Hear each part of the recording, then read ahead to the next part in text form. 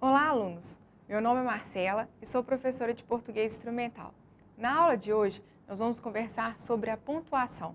A pontuação é dividida entre sinais separadores, representados pela vírgula, pelo ponto e vírgula, pelo ponto, ponto de interrogação, ponto de exclamação e pelas reticências, que são sinais que separam realmente, literalmente, as informações do texto, e pelos pontos de comunicação ou mensagem, representados pela dois pontos, aspas, parênteses e colchetes. Vamos entender um pouco melhor sobre isso. Os sinais de pontuação. Os sinais de pontuação são sinais gráficos extralinguísticos que, entre outros elementos, conferem ao texto coesão e coerência, eliminando ambiguidades e vícios de linguagem. Servem para indicar enumeração, separação de orações, separação de trechos, de sintagmas, de expressões, intercalações, bem como para deixar claros os objetivos e o sentido do texto. Vamos aos usos desses sinais. A vírgula. A vírgula serve para separar datas, o nome de lugar, São Paulo, 23 de agosto de 2015. Nós sempre separaremos o nome da cidade do restante das informações na data. Usamos também para separar advérbios sim e não em início de resposta, como no exemplo. Vamos almoçar? Sim, estou com fome. O advérbio afirmativo sim é separado por vírgula do restante da frase. É usado ainda após saudação em correspondência. Ao finalizarmos um e-mail ou uma carta, vamos nos saudar atenciosamente, vírgula, abraços, vírgula, e em seguida assinar. Usamos também para separar termos coordenados, mesmo que estejam ligados por conjunção. Quando separamos com vírgula e utilizamos a conjunção, como veremos no exemplo, queremos dar destaque à informação. Observem. Em A, procuro apartamento com 2 quartos, 2 banheiros, sala, copa, cozinha e área.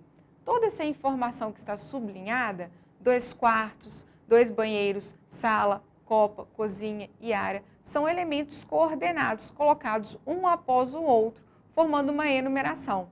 Essa enumeração nós separamos por vírgula.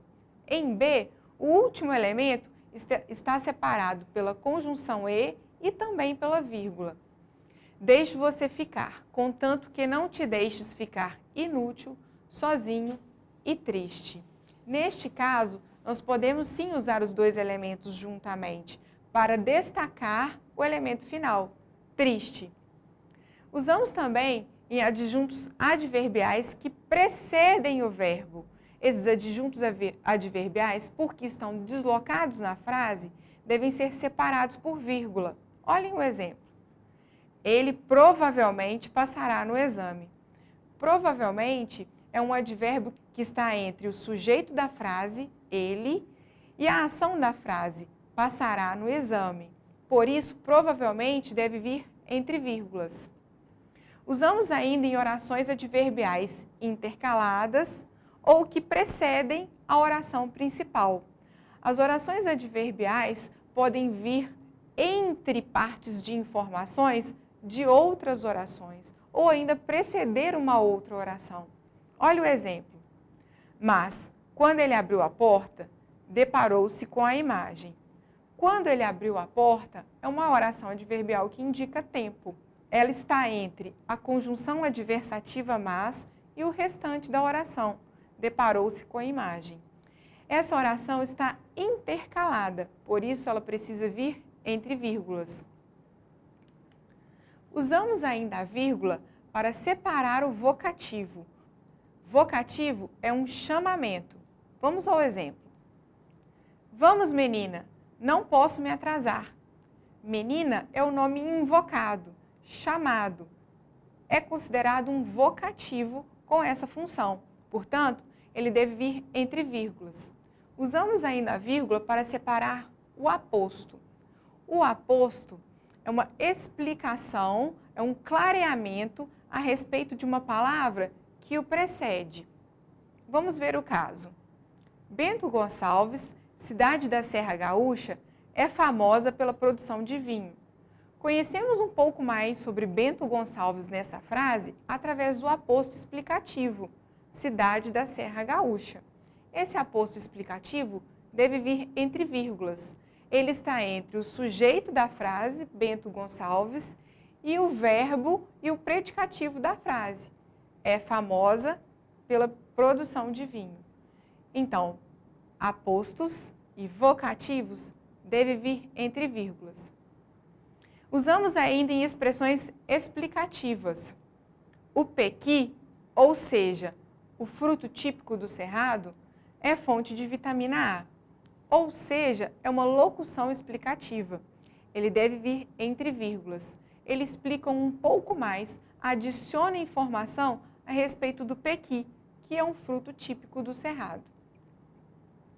Usamos ainda em expressões de correção. Sairemos amanhã, aliás, depois de amanhã.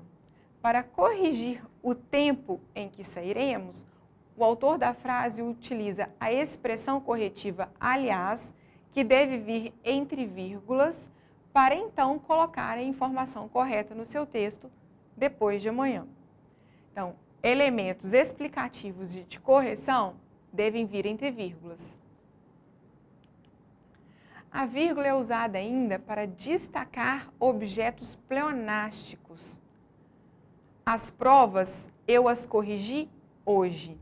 Observe que o objeto direto da oração foi expresso no início da sentença, as provas, e em seguida foi novamente repetido por um pronome oblíquo, as. Esse objeto pleonástico deve ser separado por vírgula do restante da sentença. As provas, vírgula, eu as corrigi. Além de separar, ele ganha destaque nesse uso. Orações intercaladas. Tudo ficará bem, penso eu, muito em breve. Orações intercaladas são orações que nós inserimos no meio de outras orações. Na ordem direta, esta sentença seria: tudo ficará bem muito em breve, penso eu. Entretanto, nós colocamos no meio da oração uma outra oração. Essa nova oração deve vir separada por vírgulas, ficando, portanto, tudo ficará bem, vírgula, penso eu, vírgula, muito em breve. Usamos ainda a vírgula em orações coordenadas para separá-las da oração principal. Então, nós temos aqui as explicativas. Não vou viajar, vírgula, porque as aulas já vão começar. Observem que a oração explicativa é introduzida pela conjunção porque esse grupo informacional deve ser separado por vírgula do primeiro grupo. Assim também para as conclusivas. Os reservatórios hídricos do país estão abaixo do nível desejado. Logo, devemos economizar no consumo de água. A segunda oração é introduzida pela conjunção conclusiva logo. Essa oração conclusiva deve vir separada por vírgula do primeiro grupo informacional. Usamos ainda nas adversativas.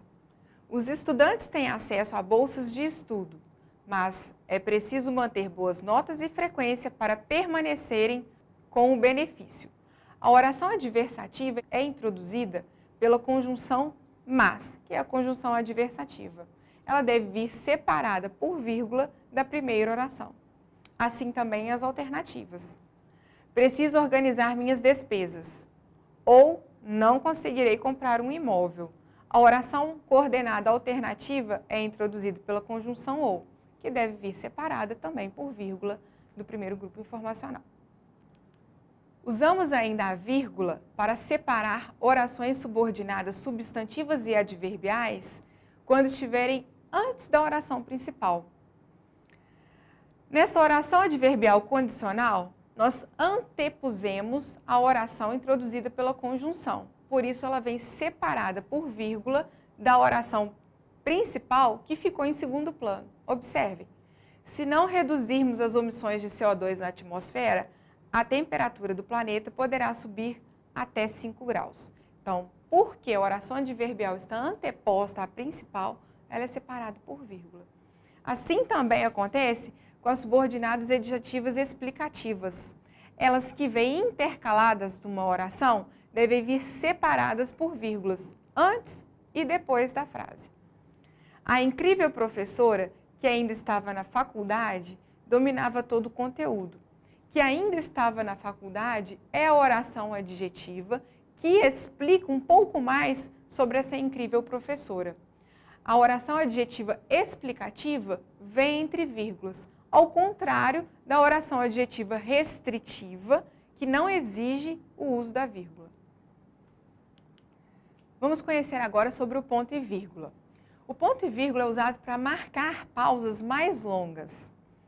Ele é usado neste contexto aqui para separar itens de uma enumeração. O portfólio conta com os seguintes documentos: memorandos, requerimentos, declarações, ofícios. Além de marcar a pausa mais longa, o ponto e vírgula tem a função de marcar a ordenação de elementos. É usado em orações coordenadas que já possuem vírgulas. Após a realização da prova, 35 alunos foram aprovados. 5 alunos, não. Nesse enunciado, nós temos a primeira oração que já apresenta uma vírgula em seu uso, exigido pelas condições sintáticas. E no segundo caso, também. Para separar essas duas orações, nós colocamos o ponto e vírgula para denotar maior pausa. Vamos falar do ponto. O ponto, rotineiramente, é chamado de ponto final.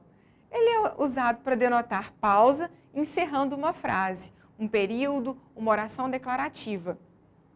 O leite, que é fonte de cálcio, pode provocar reações indesejáveis para quem tem intolerância à lactose. Se aqui encerro a minha informação, devo colocar um ponto final. O ponto de interrogação. Ele é usado após uma pergunta direta.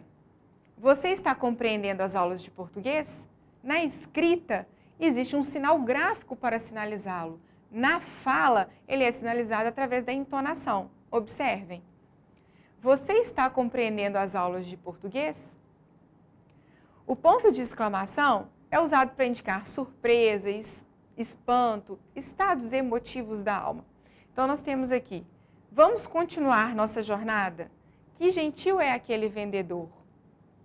Na escrita, ele é marcado graficamente. Já na fala, a exclamação advém das nossas emoções, das ênfases que damos aos nossos enunciados. E as reticências?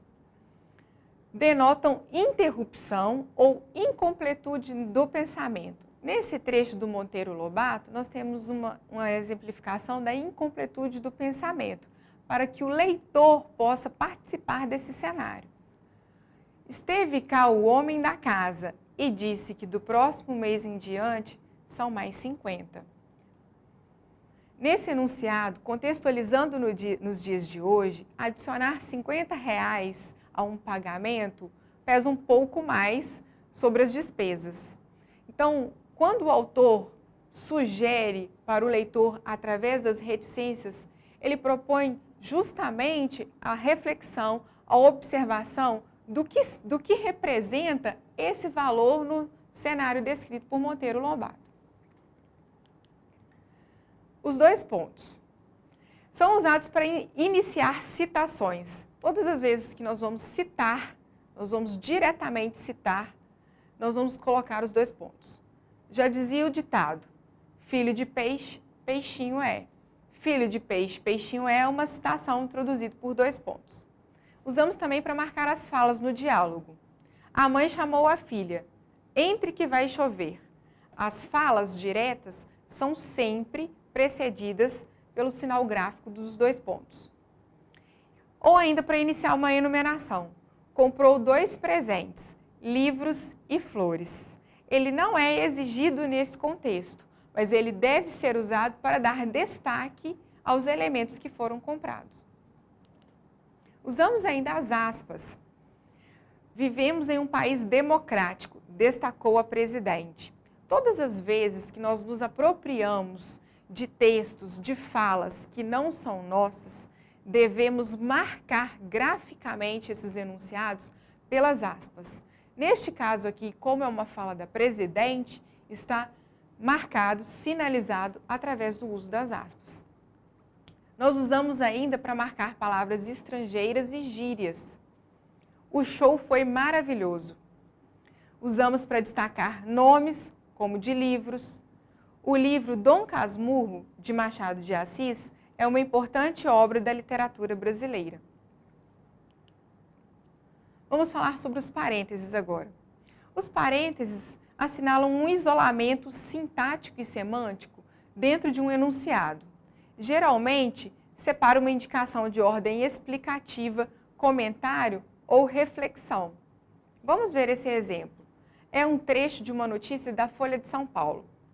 A burocracia para obter visto de entrada segue o maior entrave ao aumento das viagens e no ano passado, 1.280.000 vistos para os Estados Unidos foram emitidos no Brasil. 800.000 deles pelo consulado em São Paulo. Então, para adicionar informação sobre a quantidade de vistos retirados no estado de São Paulo, o autor do texto optou pelo uso do parênteses. Trata-se de um adendo, um comentário a mais sobre as informações que já foram apresentadas. Quando queremos dar esse isolamento à informação, nós usamos o parênteses. Os colchetes são utilizados quando já se acham empregados os parênteses, para introduzirem uma nova inserção e ainda para preencherem lacunas de textos ou para introduzirem adendos ou explicações. No dicionário eletrônico Michaelis, a definição para amor é trazida com a indicação para a sua origem. Amor, substantivo masculino, entre colchetes, que vem do latim amore. Nesse caso aqui, está introduzindo um adendo, a origem da palavra amor. Em seguida, traz a acepção. Sentimento que impele as pessoas para o que se lhes afigura belo, digno ou grandioso. E porque foi interrompido o texto, nós trazemos entre colchetes as reticências. Isso significa que parte do texto foi retirada para ser exemplificado nessa aula. Não se esqueça de participar do chat e tirar dúvidas dessa aula. Obrigada e até breve.